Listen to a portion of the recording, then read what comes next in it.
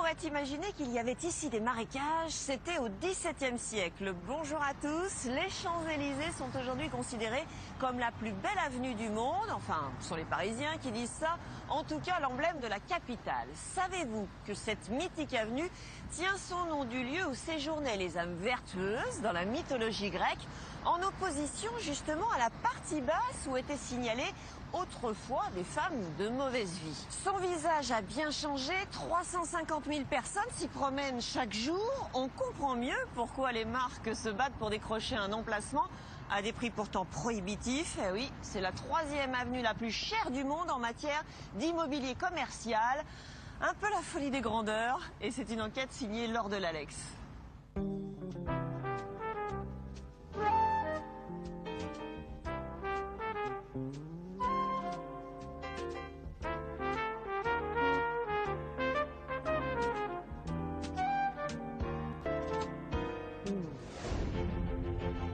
C'est l'une des avenues les plus connues du monde, foulée chaque jour par plus de 300 000 personnes. Une artère gagnée par la folie des grandeurs, ses loyers commerciaux sont désormais les 3e plus chers au monde, sans pour autant décourager l'appétit des enseignes. L'endroit qui incarne le rayonnement, le luxe, l'image, la vitrine, c'est les Champs-Élysées. En rentabilité, c'est évidemment moindre puisqu'on a des loyers ici qui sont bien plus du double des autres boutiques. Mais au milieu de ces boutiques grand luxe, ou derrière toutes ces vitrines qui font parfois penser à un vaste centre commercial, quel est le réel visage des Champs-Élysées? Ont-ils beaucoup changé depuis 50 ans? Aujourd'hui, rares sont les habitants qui peuvent s'offrir le luxe de s'y loger. Bonjour mes chers amis. À son actif, près de 5000 heures d'émissions sur des chaînes culturelles et laïques. Pour garder notre laïcité en France. Mais sa plus grande fierté, c'est celle d'habiter sur les Champs-Élysées. Bien sûr, sur mon carte de visite et sur tous mes bouquins, et sur mon journal, vous voyez juste en haut, c'est marqué 66 avenue des Champs-Élysées. Oui. Ici, je reçois des gens qui viennent des États-Unis, de Canada, de Japon, de Malaisie. Alors quand je suis aux Champs-Élysées, c'est plus simple, plus facile pour ces gens-là pour trouver les Champs-Élysées. On est entouré par tout ce qui est historique et symbolique à Paris. Au total, seuls 82 électeurs y ont officiellement leur adresse. Et nous irons à la rencontre de ces résidents qui subsistent encore.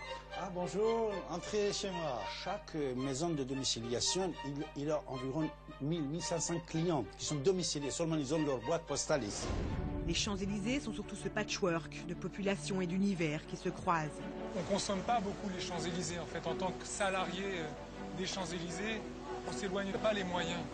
On va me dire que je suis fou certainement, mais j'aime cette avenue, oui bien sûr. Ça fait 32 ans que j'y suis. Je pense que c'était le contraire, je ne serais plus là. Avec ces travailleurs des premières heures. Il y a des jours où franchement, on pourrait dire c'est Bagdad. Bagdad, Beyrouth, parce qu'il y en a partout quoi, en fin de compte. Comme ceux du bout de la nuit. Ma fierté c'est le Lido, mais effectivement le Lido sur les Champs-Élysées, je pense que c'est le summum quoi. Sans oublier ceux qui y ont laissé une partie de leur vie. Virgile Megastore, des Champs-Élysées, c'était un endroit culte. 23 ans, ça s'oublie pas en 2 secondes.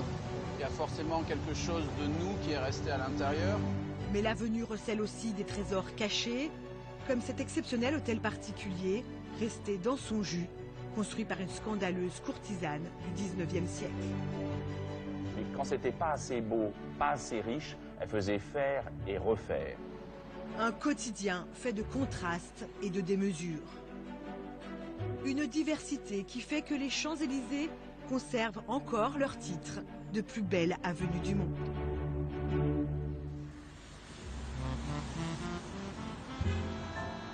Une soirée parmi d'autres sur les Champs-Élysées. Stars françaises et internationales, champagne et diamants. Tous les ingrédients du luxe et du glamour sont au rendez-vous. Ce soir, le joaillier américain Tiffany célèbre son installation sur la célèbre avenue en inaugurant sa nouvelle boutique. Les festivités se terminent même sur l'Arc de Triomphe, un privilège rarissime, avec une vue inédite sur les Champs-Élysées de nuit. Aux manettes de ce projet grandiose qui s'étale sur 3 étages, voici Marc Jachet. Ce directeur général de Tiffany France et Benelux reste encore sous le charme de cette nouvelle implantation. C'est très beau, je trouve, cette mise en place, là, ça fonctionne bien. Une boutique chiquissime où les plus beaux bijoux sont ceux des décors. Pour vous donner quelques exemples, vous avez ce lustre absolument somptueux qui fait 16 mètres de haut, de 1837 pièces de verre, en hommage à 1837, l'année de naissance de la maison. La boutique est même dotée d'endroits exclusifs pour les clients les plus fortunés des Champs-Élysées. Je vous invite à rentrer dans un endroit dans lequel peu de personnes rentrent forcément, qui sont les salons privés de vente. On va s'arrêter ici parce que des clients sont en cours. Et ça permet de passer un moment agréable pour certaines femmes d'essayer leur tenue du soir en même temps que leur parure pour trouver la meilleure silhouette et la silhouette la plus élégante. Le joaillier américain possède déjà des boutiques à Paris, rue de la Paix et dans les grands magasins. Mais les Champs-Élysées restaient une adresse obligée. Quand on parle de Paris pour une marque de luxe mondiale, l'endroit qui incarne le rayonnement, le luxe, l'image, la vitrine, c'est les Champs-Élysées. Mais pour trouver son emplacement sur l'avenue, le bijoutier a dû patienter près de 10 ans avant de s'installer finalement à la place du restaurant Quick. C'est aussi assez simple, c'est qu'il y a tellement peu d'opportunités et nous sommes tellement exigeants qu'il était assez naturel de n'arriver quasiment qu'ici. Et sur les 10 dernières années, il y a peut-être qu'une ou deux opportunités sur lesquelles Tiffany pouvait prendre position. Et c'est pas n'importe où sur les Champs-Élysées, c'est au milieu des Champs-Élysées, côté soleil, pour faire briller les pièces, sur un immeuble d'angle, sur 3 étages, avec des beaux volumes, un immeuble d'inspiration haussmannienne. Donc c'est beaucoup de choses qui doivent être réunies pour réussir à bien s'installer sur les Champs-Élysées. En effet, sur l'avenue, la plupart des boutiques sont des flagships, c'est-à-dire les vaisseaux amiraux des marques. Pour ces magasins phares qui symbolisent leur image, les enseignes ne regardent pas à la dépense. Large surface de vente, matériaux précieux, designers renommés, mais surtout des loyers exorbitants. Depuis 2 ans, en effet, les Champs-Élysées sont l'artère commerçante qui a le plus augmenté ses prix dans le monde. À tel point qu'elle se place aujourd'hui 3e parmi les avenues les plus chères, derrière Causeway Bay à Hong Kong et la 5e avenue de New York. Côté soleil, sur le trottoir pair, la valeur locative, c'est-à-dire le loyer plus le pas de porte, s'établit entre 16 000 et 18 000 euros du mètre carré par an. En face, côté ombre, les chiffres vont de 9 000 à 11 000 euros par mètre carré. La différence entre le trottoir pair et le trottoir impair s'explique principalement par le flux piéton, le nombre de personnes qui passent sur les Champs-Élysées. Entre 60 et 70% sur le trottoir pair et 30% sur le trottoir impair. Mais comment expliquer cette flambée des prix? Pourquoi l'avenue suscite-t-elle autant les convoitises? Le premier facteur, naturellement, c'est celui qui se situe derrière et devant moi. C'est la fréquentation des Champs-Élysées avec entre 100 et 130 millions de visiteurs chaque année. Si on prend ce que ça représente pour un magasin, par exemple Sephora, c'est environ une fréquentation annuelle de 7 millions de visiteurs, c'est presque la Tour Eiffel. Une autre raison de cet appétit des enseignes pour les champs, c'est aussi l'amplitude horaire plus large autorisée dans les boutiques, comme l'ouverture le dimanche. Sans oublier l'extrême rareté des surfaces allouées ici, pas plus de 2 à 4 transactions par an. La législation des baux commerciaux en France fait que le locataire a le renouvellement perpétuel de son bail. Si bien que quand vous avez eu la chance de vous installer sur les Champs-Élysées, eh bien rares sont les vendeurs de leurs emplacements. Donc ce qui fait la rareté fait naturellement la cherté. Mais à ce prix, est-il encore avantageux de s'installer sur les champs? Spécialisé dans le thé, le français Kousmiti s'est payé ce luxe en 2010. Son PDG Sylvain Aurébi avoue qu'il faut avoir un peu la folie des grandeurs pour se lancer dans un tel projet. L'idée d'ouvrir une boutique sur les Champs-Élysées m'est venue un soir dans un avion. Et je suis rentré le lendemain matin à Paris, j'ai appelé mon agent immobilier et je lui ai dit « Franck, il faut que tu me trouves une boutique sur les Champs-Élysées ». Il m'a pris pour un fou, évidemment. Je crois qu'il faut être un peu fou pour vouloir une boutique sur les Champs-Élysées quand on est une marque encore qui n'est pas aussi célèbre que ça. Et on a cherché, et quelques mois plus tard, j'ai trouvé une boutique, celle où on est là aujourd'hui, qu'on a pu avoir en bail précaire d'abord, et puis qu'on a signé finalement pour de bon. Très vite, le chef d'entreprise a mesuré tous les avantages d'être situé sur l'avenue la plus internationale de la capitale. L'intérêt d'être sur les Champs-Élysées, c'est que le monde entier vous voit. Alors cette visibilité, elle a été évidemment extrêmement bénéfique pour nous. On a trouvé des partenaires en Amérique du Sud qui sont venus ici, qui sont passés sur les Champs-Élysées, qui ont vu la boutique et qui nous ont demandé de pouvoir nous distribuer dans leur pays. Quand je me promène aux États-Unis, que je vais voir des grands magasins comme Bloomingdale's par exemple, et quand je leur annonce que j'ai une boutique sur les Champs-Élysées, tout de suite ça ouvre les portes. C'est beaucoup plus simple de convaincre les gens que vous avez un produit qui se vend quand vous le vendez déjà sur les Champs-Élysées. Quant au chiffre d'affaires ici, il peut faire rêver. Il atteint plus du double de celui de la deuxième meilleure boutique de la marque. Mais pour la rentabilité de cet emplacement, c'est une autre histoire. En rentabilité, c'est évidemment moindre puisqu'on a des loyers ici qui sont bien plus du double des autres boutiques. Vous ne nous direz pas combien vous avez payé en location? Je ne communique pas du tout sur les chiffres qu'on paye en loyer ici. Je dis juste qu'ils sont très élevés, mais que ça reste économiquement viable. Et puis il faut comprendre aussi qu'une partie de ce loyer, on le fait entrer dans le budget de la communication, parce que on a finalement une visibilité toute l'année devant des dizaines de millions de personnes qui passent, et ça a une vraie valeur. Les Champs-Élysées sont donc à un sommet de popularité. Mais ont-ils toujours été l'avenue la plus courue de la capitale? Au XVIIe siècle, elle n'est encore que vignes et maraîchage. En 1670, Louis XIV ordonne alors à Lenôtre, qui a dessiné les jardins des Tuileries, de continuer sa perspective au-delà du Louvre. Longtemps réputé être un coupe-gorge, ce grand cours s'urbanise, surtout au XIXe siècle. Les jardins du bas de l'avenue deviennent un lieu de divertissement, autour des restaurants Laurent et Ledoyen qui subsistent encore, tout comme le théâtre Marigny ou le Panorama, l'ancêtre du théâtre du Rond-Point. Au cœur des jardins, derrière ce petit bosquet d'où émane une musique d'un autre âge, le petit théâtre de Guignol, installé ici depuis 1818, a lui aussi survécu, jusqu'aux marionnettes qui sont restées les mêmes. Elles sont en buis, et c'est une matière noble avec laquelle on fait des flûtes, on fait des choses merveilleuses, des cornemuses, etc. Elle est forte, résistante, et ça fait 200 ans qu'ils jouent, qu'ils divertissent et se divertissent elles-mêmes. Alors ceux-là, ils n'ont pas de valeur. Monsieur Guignol, là? Oui! Je me souvenais qu'il y avait ce genre de spectacle parce que j'y venais quand j'étais enfant. Petites enclaves comme celle-ci, ça donne un peu d'âme à ce quartier, qui compense peut-être un peu le côté aseptisé de l'avenue. Au XIXe siècle, l'avenue accueillait de nombreux et fastueux hôtels particuliers. Aujourd'hui, ils ont pratiquement tous disparu. Mais cachés à l'abri de tous les regards, derrière de lourdes portes fermées, il subsiste un de ces bijoux de luxe et de distinction, propriété d'un club privé. Ici, tous les décors sont d'origine. Il s'agit de l'ancienne demeure de la Païva, une des plus belles et scandaleuses courtisanes du XIXe siècle. Elle a eu une vie extraordinaire.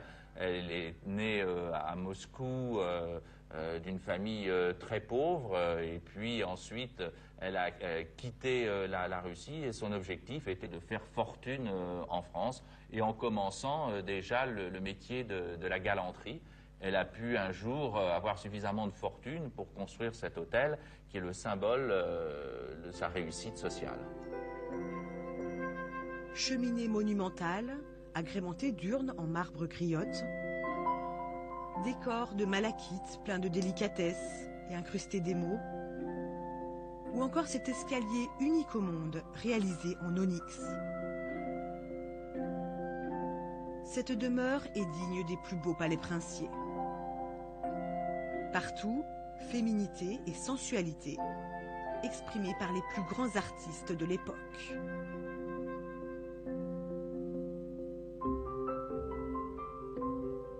Cet hôtel a demandé 11 ans de construction, il était commencé en 1855 et terminé en 66, ce qui est beaucoup pour l'époque, parce qu'on aurait pu réaliser cet hôtel en seulement 2 ans, si vous voulez.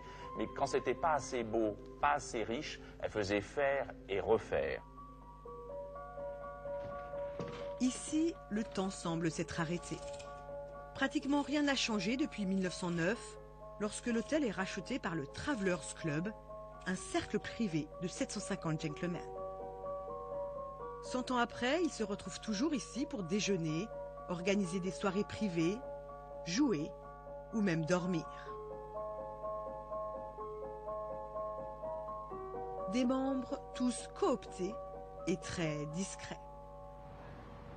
Nous avons réussi à rencontrer l'un d'eux, Nicolas, qui fréquente le Travelers depuis une dizaine d'années. On est en France, dans un pays qui a moins de tradition de clubs, même si on a quelques-uns à Paris. Le Nouveau Cercle de l'Union, le Jockey Club, l'Automobile Club. C'est très dur de rentrer dans ce club? Non, pas du tout. Il faut être sympathique, avoir un micro-sens de l'humour et encore une fois, accepter que voilà, il y a certaines règles. On ne téléphone pas, on ne sort pas des documents, on n'est pas censé parler affaires. L'idéal, c'est de passer un bon moment autour d'un verre ou d'une table. On est à 5 mètres des champs et pourtant on est dans un autre environnement qui nous dépayse un peu et qui nous repose. Le club se donne aussi comme mission de restaurer peu à peu ce bâtiment classé monument historique. Pour cette salle, il faut compter 400 000 € et les cotisations des membres ne suffisent pas. Donc on était obligé de trouver d'autres systèmes de financement. Par exemple, on se prive de quelques mètres carrés au rez-de-chaussée et au sous-sol pour les louer à un restaurant qui nous apporte des revenus complémentaires et indispensables. Et parallèlement, depuis quelques années, on est ouvert aussi pour des tournages de films. Ça peut être un film qui dure plusieurs semaines pour la série Mafiosa, ou comme le film Erreur de la banque en votre faveur. Si nous voulons louer une salle, ça nous coûtera combien? C'est privé, c'est privé. Les privatisations sont privées. Il y a beaucoup de choses privées chez vous. Oui, c'est ça l'intérêt aussi. Comment ça perd son âme. Quelques matinées par mois pourtant, le club s'ouvre au public lors de visites guidées dûment réservées à l'avance. Voilà, vous accédez au grand salon, vous avez sans doute remarqué comment on rebondit sur ces tapis. Ils sont vraiment très moelleux. On en est au moins à la 5e visite pour notre association. C'est très demandé parce que ça a un côté un peu mystérieux. Cet hôtel qui est un petit peu en retrait, vous avez vu, des Champs-Élysées, donc on passe devant souvent sans le voir. Mais les gens en ont entendu parler, donc ils sont très curieux, ils sont avides de connaître. Voilà. C'est absolument magnifique, c'est somptueux, c'est un témoignage extraordinaire de cette époque, vraiment. Devant ces visiteurs privilégiés, c'est toute l'exubérance de la gourgandine qui s'étale, comme dans cette salle de bain de style mauresque. Et la baignoire extraordinaire de la marquise de Paiva, qui est incrustée dans l'onyx. Elle est en cuivre plaqué d'argent, gravée, comme vous pouvez le constater, et 3 robinets. Il y aurait un robinet pour le lait d'ânesse, un robinet pour le champagne, et un robinet pour l'eau tiède. En choisissant les Champs-Élysées pour établir son hôtel au luxe étourdissant, la Paiva ne s'était pas trompée d'adresse. Au XIXe siècle, certes, l'avenue des Champs-Élysées, c'est le lieu de la représentation sociale. Il n'y a pas mieux. Et la noblesse du faubourg Saint-Honoré, à côté, fait figure de discrétion. Cette folie des grandeurs caractérisera longtemps les Champs-Élysées. Mais si les demeures y étaient très prisées à l'époque, qu'en est-il aujourd'hui? Reste-t-il des habitants pouvant s'offrir le luxe de loger sur la plus belle avenue du monde?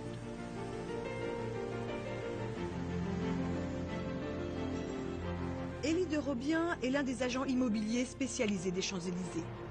Il constate qu'il n'y a pratiquement plus ici de transactions entre particuliers. La période où vraiment les Champs-Élysées étaient habités, c'est avant la guerre 14. Les ventes sont vraiment rares, les dernières remontent à déjà plusieurs années. Et 99,9% a été transformé en bureau ou en commerce, Donc ça n'est plus un marché, c'est un souvenir. Les appartements à vendre sont donc extrêmement rares. Restent les transactions de location. Elles sont moins d'une dizaine par an et centrées sur quelques immeubles, comme celui de l'hôtel Claridge notamment, dont la partie arrière, propriété d'AXA, présente de petites habitations, souvent louées à des étrangers. Et il faut arriver au rond-point et à l'avenue Gabriel pour trouver des véritables résidences. L'avenue Gabriel, la voici, tout en bas des Champs-Élysées, en bordure des jardins. Ici, 2 appartements sont à vendre, par exemple, dans cet ancien hôtel particulier. Il y a 10 ans, cette superbe copropriété appartenait encore aux branches d'une même famille.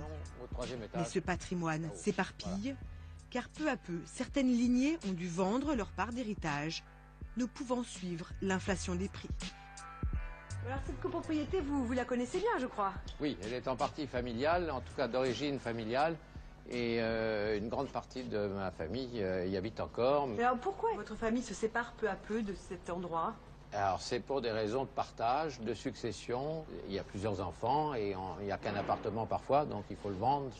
Il n'y en a pas un qui peut racheter aux autres. Sentimentalement, c'est un petit pincement au cœur, mais d'un autre côté, comme je vous dis, les acquéreurs qui sont entrés, je ne dis pas que nous les avons choisis, mais nous avons fait attention à qui achetait.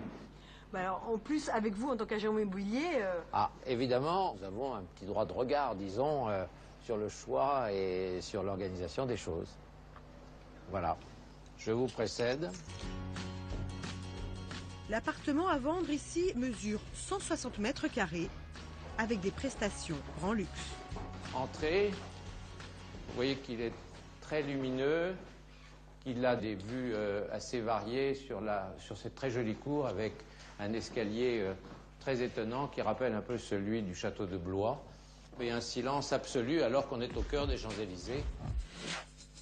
Avec ses 4 mètres de hauteur sous plafond et ses 3 chambres, le prix de vente de cet appartement avoisine les 3 millions d'euros, soit plus de 18 000 euros du mètre carré. Un montant qui peut parfois dépasser les 25 000 euros pour les biens avec vue sur les Champs-Élysées.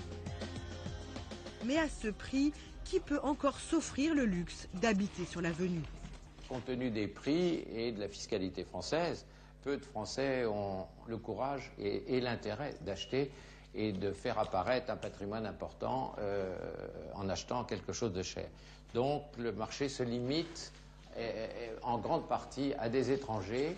En ce qui concerne les Champs-Élysées même, la clientèle du Moyen-Orient est très friande, bien qu'il n'y ait pas beaucoup d'offres, comme nous avons vu. Or, la clientèle du Moyen-Orient souhaite de très grands appartements avec au moins 5, 6, voire 8 chambres, ce qui n'existe pas malheureusement dans ces vieux immeubles parisiens.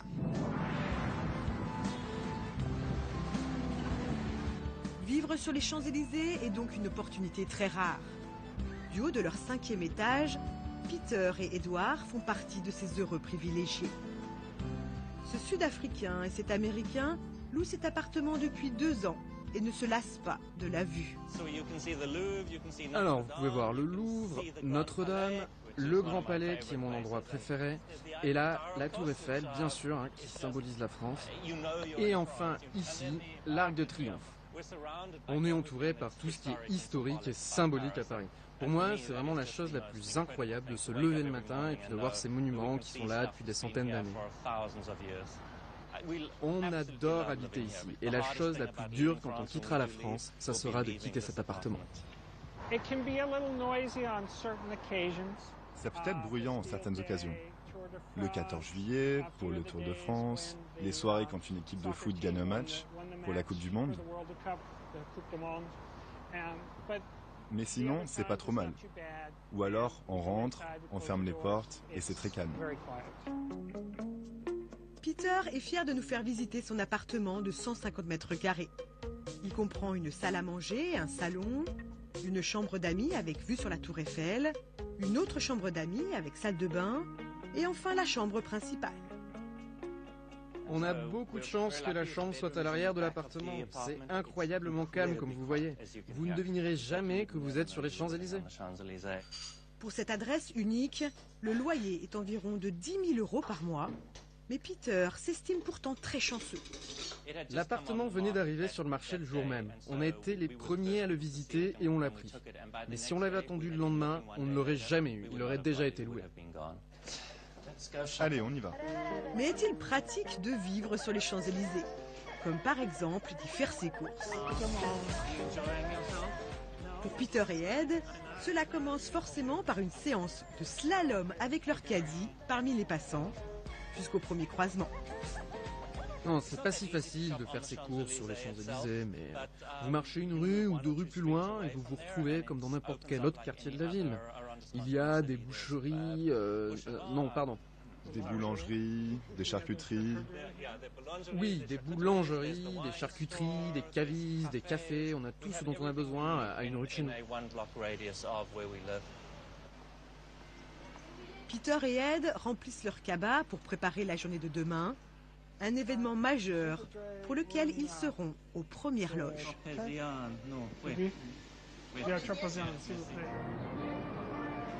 C'est la foule des grands jours sur les Champs-Élysées. Celle du plus grand événement de la venue, le défilé du 14 juillet. Partout, le public se presse sur les trottoirs et les balcons deviennent des lieux très prisés, comme ceux de l'agence de presse Bloomberg.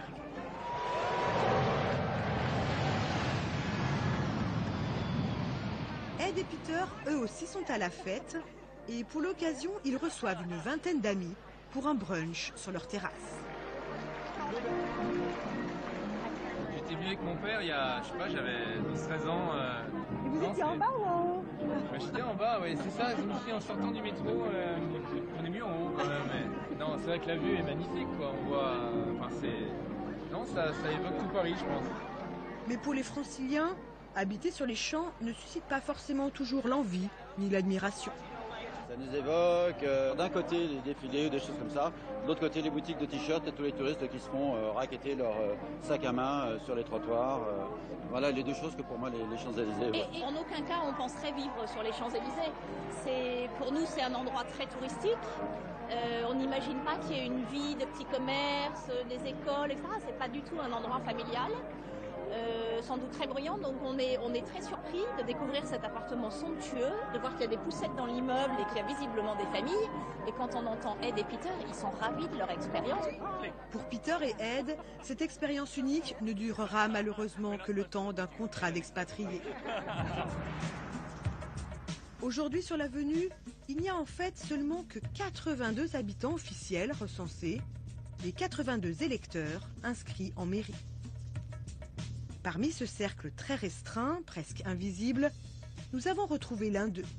Il habite au fond d'une galerie commerçante, dans un entresol. Ah bonjour, entrez chez moi.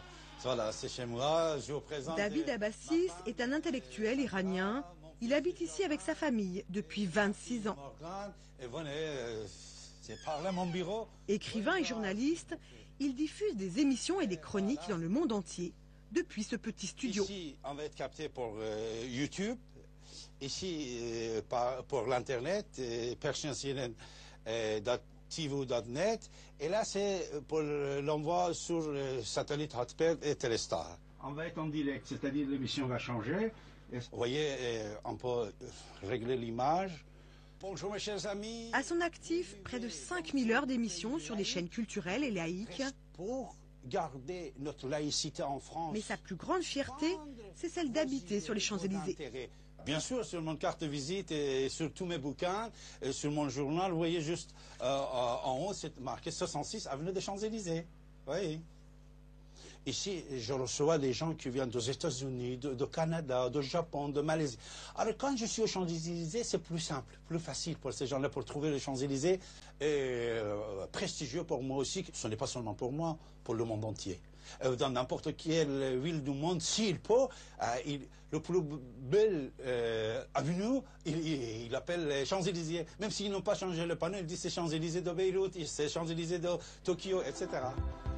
Mais l'avenue jouit d'un tel prestige que d'innombrables personnes ou entreprises tentent d'y avoir une adresse. Quand je parle de Champs-Élysées, les gens ils ne croient pas. Pourquoi? Puisqu'il y a plusieurs milliers de personnes qui sont domiciliées aux Champs-Élysées. Par exemple, Au 66 avenue des Champs-Élysées, nous avons 5 bureaux de domiciliation. Chaque maison de domiciliation, il a environ 1500 clients qui sont domiciliés. Seulement, ils ont leur boîte postale ici. C'est pour ça que les banques n'ouvrent aucun compte pour les gens qui sont domiciliés aux Champs-Élysées. Parce que si on n'a pas un bureau de domiciliation, ils viennent aujourd'hui, ils vont partir demain. Ils n'ouvrent pas le compte à la banque. David, lui, est bien propriétaire de cet appartement et ses enfants sont nés et ont grandi là. C'était sa première marche sur Champs-Élysées. Il a commencé à marcher sur Champs-Élysées. Sa fille Morgane, elle aussi électrice, a en tout cas trouvé son bonheur sur les Champs-Élysées. Franchement, pour moi, c'est assez sympa puisque quand j'ai rendez-vous, par exemple, avec mes copines, mes amis, tout ça, la plupart du temps, c'est sur les Champs-Élysées. Surtout qu'il y a plein de boutiques, maintenant des boutiques populaires qu'il n'y avait pas avant. Et puis, je trouve que c'est assez sympa sur les Champs-Élysées, on peut trouver ce qu'on veut. David, lui, a bien vu l'évolution commerciale des Champs-Élysées et pour cause, il possédait dans cette galerie 4 petits commerces. Là, on avait sur 2 niveaux plusieurs boutiques. J'étais propriétaire de 4 boutiques. On faisait des copie-services, petits restaurants que j'avais là ici. Maintenant, c'est tout ça, c'est un seul lot. Voilà. Champs-Élysées a changé. Dans n'importe quel numéro de Champs-Élysées, presque, vous aviez une brasserie, café. Après, c'était acheté par les grandes marques ou par les fast-food. C'est pas la même chose. Avant, c'est vrai que les grandes marques n'existaient pas. C'était des petits magasins individuels, on peut dire. Mais maintenant, c'est des grandes marques. Mais la plus belle avenue du monde a-t-elle réellement changé de visage? A-t-elle beaucoup évolué? A-t-elle connu un âge d'or?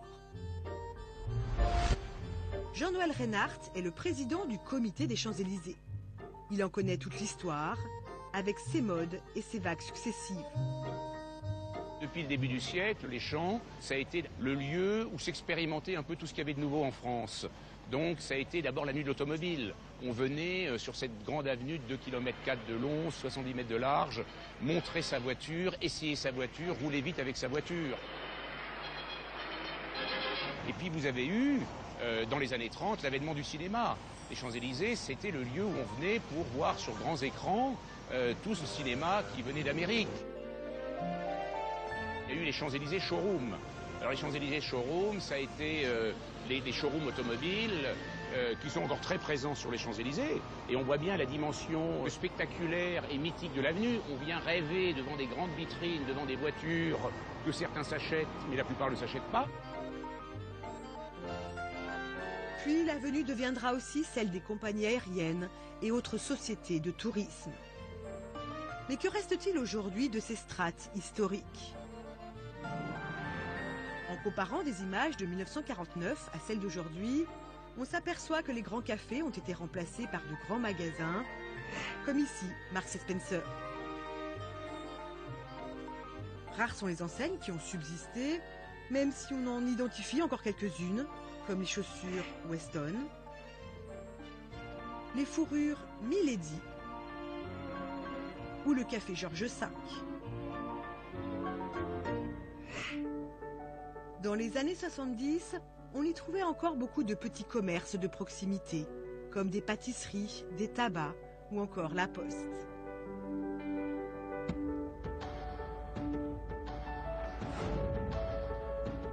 Mais peu à peu, avec l'arrivée notamment du RER sur l'avenue, de nombreuses marques de textiles très grand public se multiplient et donnent presque aux Champs-Élysées un air de centre commercial. On pouvait se poser la question il y a 10-15 ans de savoir si on risquait pas, parce que l'avenue est populaire, c'est dans son ADN d'être populaire, si on ne risquait pas justement de devenir une de ces grandes avenues sans âme, où les gens viennent chercher du prix, des offres promotionnelles. Eh bien non, c'est l'inverse qui se passe sur les Champs. Les Champs-Élysées ont cette magie particulière d'être à la fois très populaires, 300 000 personnes par jour, mais d'avoir de plus en plus de marques haut de gamme qui viennent s'y installer. En fait, depuis 5 ans, les nouvelles enseignes sur l'avenue sont à 50% luxe ou premium et à 50% des marques de moyenne gamme. Donc évidemment, vous avez toutes sortes de présences qui ne sont pas homogènes. L'avenue Montaigne est homogène parce que vous avez peu de gens qui viennent acheter des marches de luxe. Mais avenue Montaigne, il n'y a pas de cinéma, il n'y a pas de restaurant, il n'y a pas de lieu de culture, il n'y a pas tout ça. Il ne faut surtout pas que nous devenions l'avenue Montaigne. C'est ça la cohérence des champs. Mais la diversité des champs reste menacée et certaines portes closes sont là pour le rappeler. Le Virgin Megastore. Chacun ici se souvient de cette institution des Champs-Élysées dédiée aux livres et à la musique.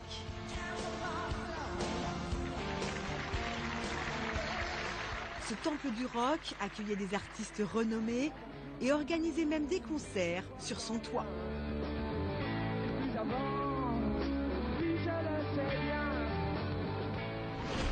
Mais cet emblème de la culture sur les champs a fermé ses portes en juin 2013, après 6 mois de lutte des salariés pour sauver leur magasin. Des images ont marqué les mémoires, comme ces soldes de la honte, lors de la liquidation du stock à moins 70%. J'ai un peu pleuré. Oui alors. Oh Titi, t'es toujours aussi beau. Ça va, mon petit chou? Thierry, Fred et Marie sont d'anciens salariés de ce Megastore. Ça fait plaisir, ça fait longtemps que je ne suis pas vue. Oui. Ça fait mal au cœur, c'est comme ça fait 1 an que c'est là, il n'y a rien eu, on nous a sortis. C'est dur quand même. Ils étaient tous 3 présents lors des derniers moments du magasin sur l'avenue et en sont encore très marqués. C'est quand même encore de l'émotion. Ça fait drôle de revenir ici et de voir le magasin vide. Enfin, voilà, il n'y a rien, il n'y a plus d'affiches, il n'y a plus d'ambiance, il n'y a plus rien. Voilà, oui, c'est sûr que ça ne laisse pas insensible. On s'est battu pendant 6 mois pour avoir un plan social digne. Et ça, on s'est vraiment, vraiment, ça a été dur, mais on s'est serré les coudes. Il y a eu vraiment beaucoup de solidarité. Et je suis fier de ce qu'on a fait ici. Nous, on ne voulait pas mourir. Donc pour moi, les plus grands moments, c'est ça. Voilà. À la fin aussi, c'est de se dire de rester dans le magasin pendant 10 jours. On vivait là, on dormait là, on faisait à manger là, pour arriver à une destinée meilleure que ce qu'on proposait au départ. 23 ans, ça ne s'oublie pas en 2 secondes. Il y a forcément quelque chose de nous qui est resté à l'intérieur. Pas forcément quelque chose de triste. Mais si l'avenue a toujours été prestigieuse, les salariés, eux, n'en ont guère profité. On est petit salaire sur les Champs-Élysées. Souvent, on rentre par la rue perpendiculaire, la rue de la Boétie. On ne consomme pas beaucoup les Champs-Élysées. En fait, en tant que salarié des Champs-Élysées, on s'éloigne tout de suite parce qu'on n'a pas les moyens de consommer sur les Champs-Élysées. On y est très peu, en fait. Au final, près de 1000 personnes ont été licenciées. La principale cause de la fermeture du Virgin est connue, le manque d'adaptation au marché du numérique. Mais les 600 000 € de loyer par mois n'ont certainement pas aidé. Depuis plus d'1 an, les 8000 mètres carrés de l'immeuble, propriété d'investisseurs qataris, restent désespérément vides. Même si les Galeries Lafayette ont annoncé leur ambition de reprendre le bail. Ce qu'on peut constater, c'est que les Qataris qui ont acheté ne sont pas très pressés. Ils peuvent laisser le locaux vide de cette manière. Perdre 6 millions d'euros par an, ce n'est pas un problème pour eux. Donc c'est affolant pour le commun des mortels dont nous faisons partie, mais pour les Qataris, ça n'a pas d'importance. Toutes ces évolutions ont donné aux Champs-Élysées leur visage incomparable d'aujourd'hui. 6 h du matin, toute la diversité de l'avenue est là. Les sportifs matinaux croisent les derniers fêtards. Les SDF finissent leur nuit devant les commerçants qui préparent leurs vitrines. 6 h, c'est aussi le début de la valse des laveuses, aspiratrices et autres camions poubelles. Tous les véhicules et agents municipaux sont sur le pont. Fabrice, tu fais comme d'habitude, tu continues jusqu'au bout de ton chemin. C'est pas trop sale aujourd'hui. Tous les jours, c'est la même course contre la montre, car ils ont moins de 4 heures pour rendre à l'avenue son standing et sa propreté. Il y a des jours où franchement, on pourrait dire c'est Bagdad. Bagdad, Beyrouth, parce qu'il y en a partout quoi, en fin de compte. On a un minimum de temps pour faire un maximum de propreté. Donc systématiquement, entre 6h20 et 9h30, vous imaginez que vous avez 5 km à faire. Après, c'est impossible, je ne pourrais pas faire passer les machines sur les trottoirs. Il y a trop de monde. Donc la difficulté, elle est là, c'est que derrière, on ne peut plus nettoyer. Vous imaginez que vous avez des grosses sociétés comme Louis Vuitton, si vous laissez le quartier sale, l'image de marque, elle en prend un coup tout de suite. Mais avec 300 000 passants par jour, la propreté des champs paraît être une mission impossible. À fréquentation exceptionnelle, dispositif exceptionnel, la ville de Paris a décidé de maintenir ici un service de propreté non-stop. Tous les après-midi, une entreprise privée prend donc le relais de la municipalité jusqu'à 20h. Cyril est le responsable municipal de la propreté de l'arrondissement. Une fois par mois, il organise un contrôle qualité inopiné en présence des représentants de la société de nettoyage. Qui fait la main innocente. On a 4 secteurs à prendre, voilà. Une inspection qui commence de manière insolite par un tirage au sort. Les Champs-Élysées font 43 500 m², on a donc 43 zones de 1000 m² et on en tire 4 au sort parmi celles qui se salissent normalement. Voilà, et on va en tirer une au sort parmi celles qui sont à salissure très élevée, qui sont plus vers le haut, côté pair. Et c'est les secteurs définis sur lesquels on va vérifier si le travail a été correctement fait. Voilà. De la mayonnaise, 0,5. Ça c'est un demi. Donc là pour cette zone-là, je peux compter 0,75. Ok. Les yeux rivés au sol, un comptage méthodique des déchets commence. Alors là, il y a 1,5 points. C'est pas cher payé. Hein.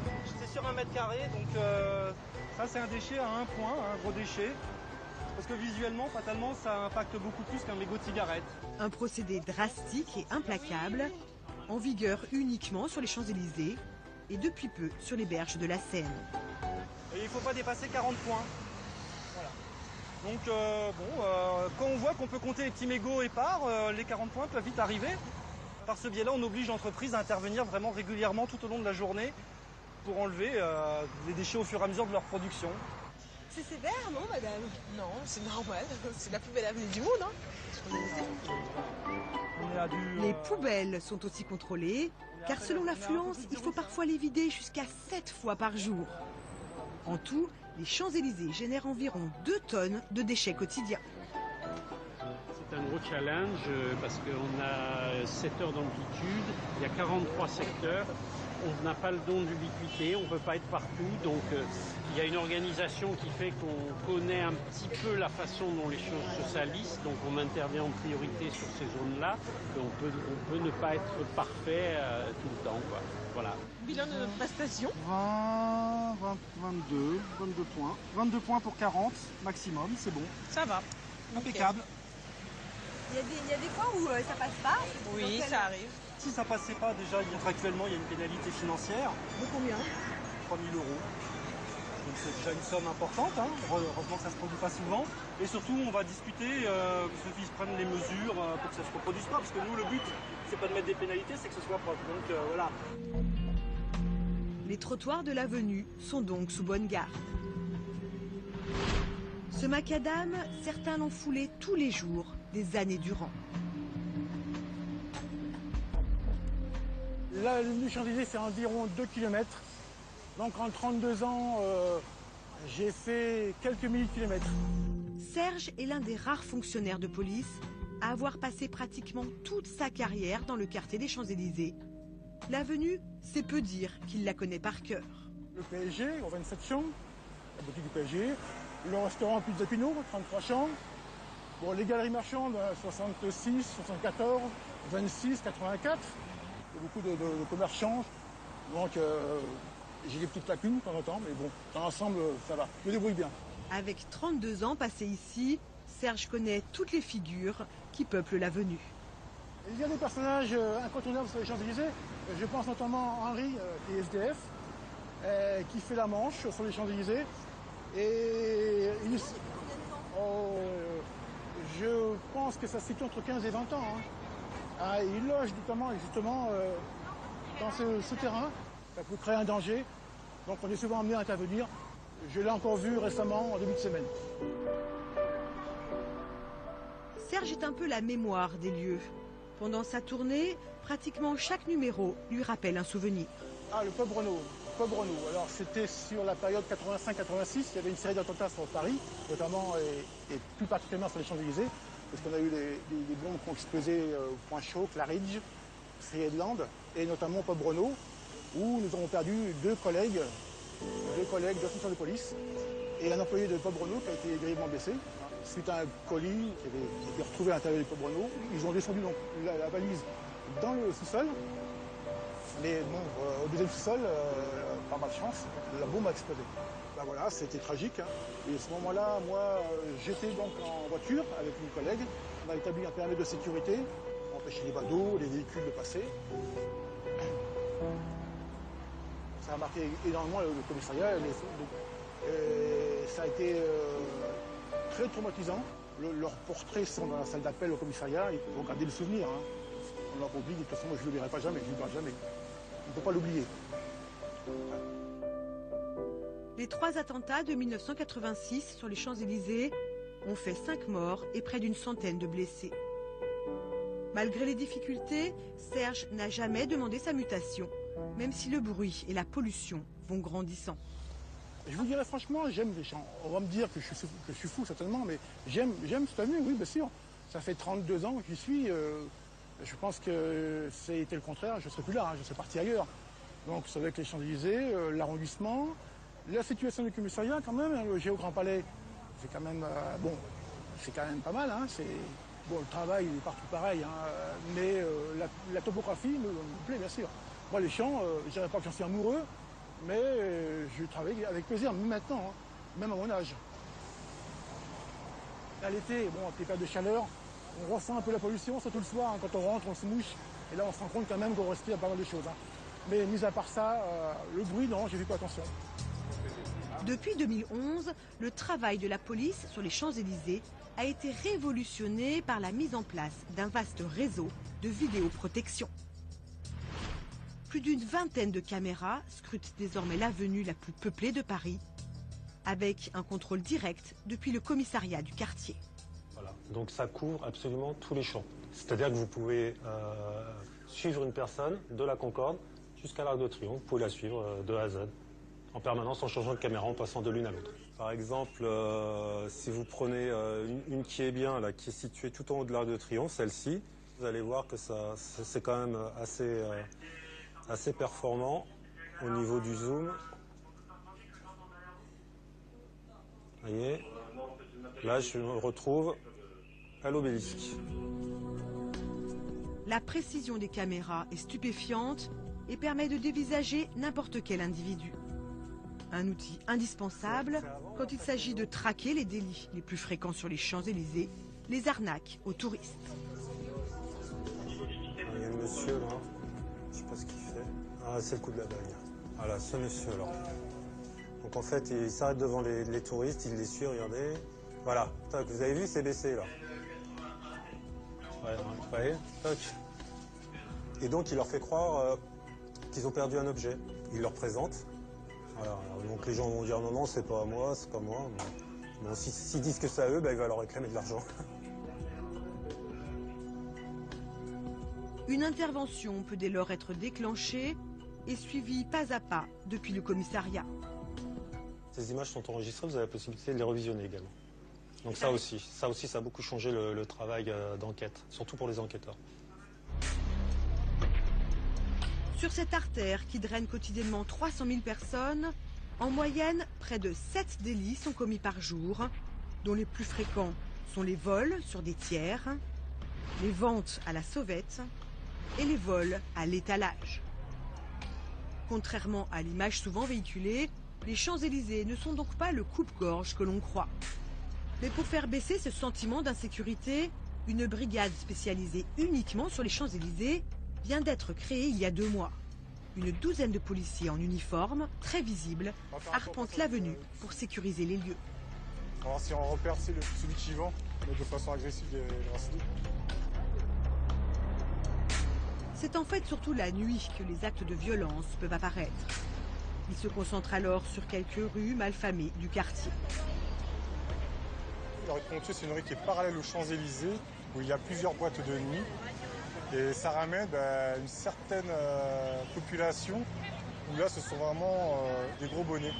Ce sont ceux qui dirigent, on va dire moi pour ma part, c'était celui qui dirigeait le point de deal de la Courneuve, que j'ai croisé sur la soirée de Ponthieu. Ça va se passer souvent en fin de boîte, où là effectivement il peut y avoir des risques de bagarre entre eux, ou des risques, les gens qui sont alcoolisés qui sortent. C'est malsain pour ma part. Mais les Champs-Élysées la nuit, c'est aussi la fête et une adresse incontournable, le Lido. Présent sur l'avenue depuis 1946, les spectacles illuminent l'avenue par une profusion de costumes et de décors, et bien sûr de danseuses aux mensurations parfaites.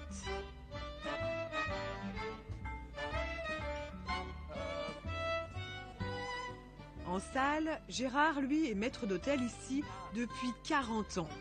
Alors les fameuses Bluebell Girls du Lido n'ont plus de secret pour lui. Là, vous avez Miss Bluebell avec des danseuses. Et le nom de Miss Bluebell, c'est parce que quand elle était jeune, petite, elle avait les yeux couleur jacinthe, donc d'où est resté le nom de Miss Bluebell. C'est elle qui a lancé cette troupe de danseuses nues. Elle parlait avec cet accent irlandais très prononcé, mais elle était adorable, très très gentille, très près des filles. Il y avait des jeunes filles qui, me semble, avaient en dessous de 17 ans. Donc elle mettait à disposition déjà à cette époque-là des taxis pour les ramener chez elle, pour qu'elles soient toujours bien encadrées. Danseuse ici depuis 10 ans, Alicia vient de Nîmes.